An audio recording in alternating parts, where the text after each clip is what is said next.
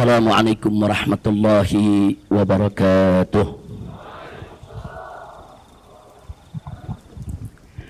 Bismillah, walhamdulillah, wassalatu wassalamu ala rasulillah wa ala alihi wa sahbihi wa mawala. Siyadatul habaib wal masyaikh wal ulama wal dakatirah wal asatidh wa jami'il hadirin al-ahibba'il a'izza rahimakumullah. Fi hadhihi al-munasabati as-sa'idati at-tayyibati al-mubarakah la ansa an usiyakum jami'an wa nafsi bi taqwallah wa bi ta'ati Rasulillah sallallahu alaihi wa alihi wa sahbihi wa sallam. فنسأل الله سبحانه وتعالى أن يهدينا إلى صراطه المستقيم ويجعلنا من المتقين آمين يا رب العالمين والحمد لله رب العالمين. Kepada para habaib, para alim ulama, para masyaikh, para asatidah dan seluruh hadirin dan hadirat, satu kehormatan dan kebahagiaan tersendiri bagi saya pada kesempatan hari yang penuh kebahagiaan dan keberkahan ini bisa hadir dalam satu acara yang luar biasa, yaitu acara wisuda para penghafal Al-Quran yang dilaksanakan oleh Ma'had Al-Askar.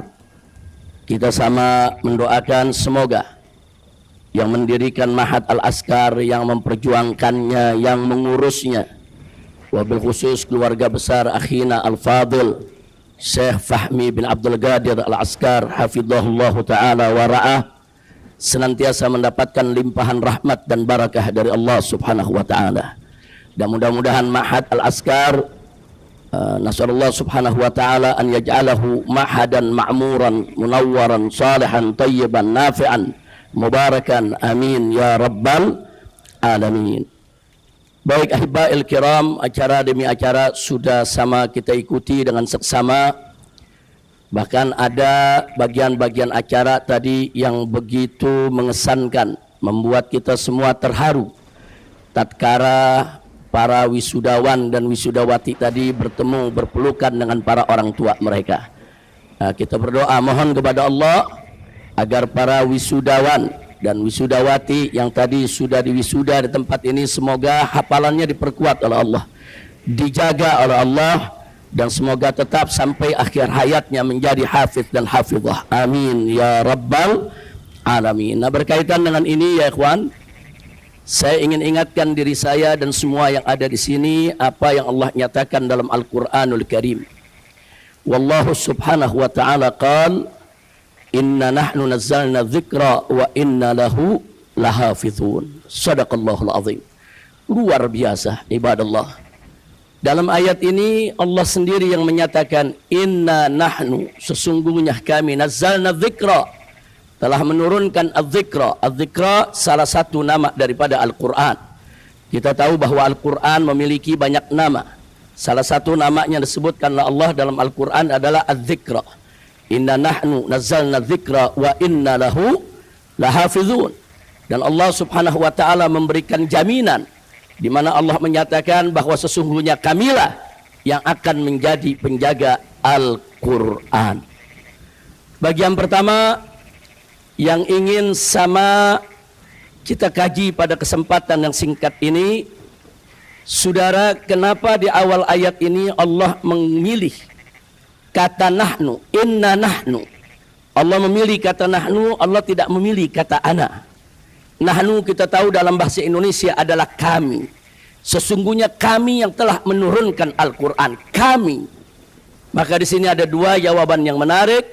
Yang pertama, bahwa lafaz nahnu fil lughatil arabiyyah ini biasa digunakan li ta'zim, untuk menunjukkan keagungan Allah subhanahu wa ta'ala.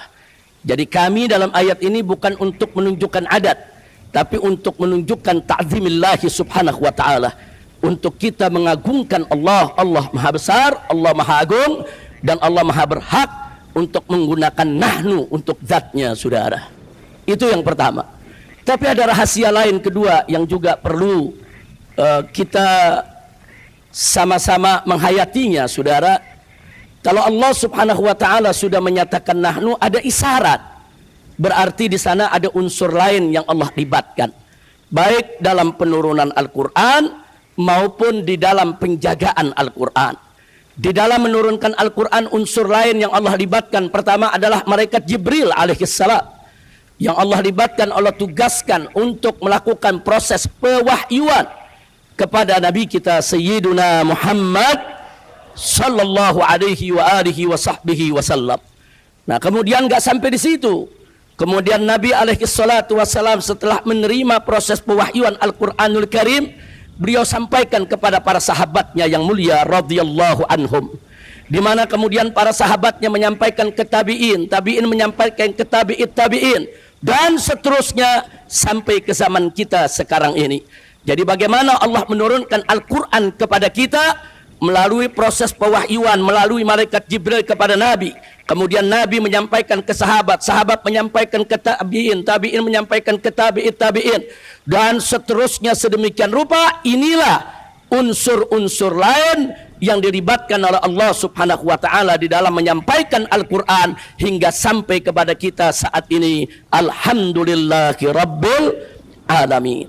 Nah, bagian berikutnya adalah ternyata dilibatkan oleh Allah Subhanahu wa taala ini bukan hanya dalam soal penurunan Al-Qur'an. Karena berikutnya Allah menyatakan wa innalahu lahafizun, dan sesungguhnya kami yang akan menjadi penjaga bagi Al-Qur'an. Nah, di dalam menjaga Al-Quran pun Allah Subhanahu wa taala juga menggunakan kata inna.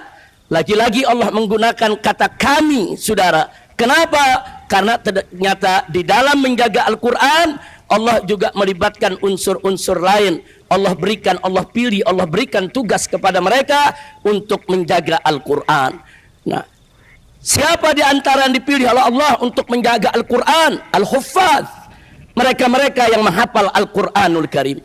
Jadi orang-orang yang dipilih oleh Allah, saudara, di seluruh dunia ini Allah anugerahkan kepada mereka hafalan Al-Quranul Karim. Berarti mereka dipilih oleh Allah ikut menjadi penjaga Al-Quran. Subhanallah. Jadi perlu kita ketahui bahwa Al-Quran sejak awal dari zaman Nabi alaihi salatu wassalam sampai hari ini mahfuzun fi suduril muslimin. Mahfuzun fi sudur, bukan mahfuzun fi sutur, saudara. Jadi Al-Quran bukan hanya yaitu tersimpan di balik lembaran-lembaran mushaf, saudara. Tapi yang lebih utama lagi adalah Al-Quran disimpan oleh Allah di dada-dada orang yang beriman. Makanya mari kita lihat sepanjang sejarah kolonialisme, saudara. Tatkala negara-negara barat melakukan gelombang penyerangan terhadap negeri-negeri Islam, yang pertama mereka sita, kumpulkan dan bakar adalah mushaf Al-Quran di berbagai negeri. Ya, mereka menginginkan tatkala mushaf Al-Quran itu dibakar di berbagai negeri, maka Al-Quran akan hilang dari tengah umat Islam. Karena mereka, orang-orang musuh-musuh Islam ini sadar betul bahwa Al-Quran itu adalah golbul Islam. Al-Quran itu adalah jantungnya Islam. Kalau ingin menghancurkan Islam, hancurkan Qurannya. Kalau ingin merusak Islam, rusak Al-Qurannya, saudara. Maka itu di benak mereka, mereka pikir dengan membakar Al-Quran, memusnahkan mushaf Al-Quran di berbagai negeri yang mereka lakukan gelombang serangan habis-habisan. Mereka pikir dengan itu Al-Quran akan hilang dari tengah-tengah umat Islam, saudara. Mereka tidak tahu kalau Al-Quran itu disimpan oleh Allah bukan hanya fis sutur, tapi Allah simpan fis sudur, fis suduril mu'minin. Allah simpan di dada, di jiwa daripada orang-orang yang beriman.